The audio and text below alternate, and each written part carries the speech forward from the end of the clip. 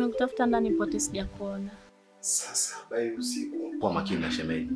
Mwenyewe kwanza anayutia itupu. Kama wewe kumtunza mke wako, utakula pombe kali wewe mpaka ukaange maini na mapupu. Hivi wewe zima kweli wewe?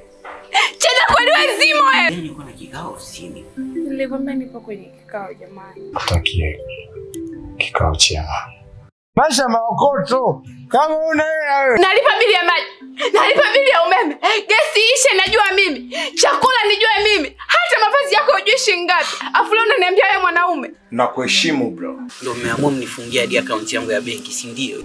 Najivunia pia wewe. Na lazima tuwasiliane kila siku. Kwa sie kuna wife huko ndani. Utaenda kuniharibia afu nitakuzingua. wife wewe kwani ukule somo kako unakula. Najua unajiuliza maswali mengi sana. Anapokuja kazini ni muda wa kazi na anapotoka ni mke wangu mimi. Sawa kwangu.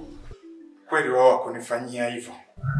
Alafu usisahau kuzima taa.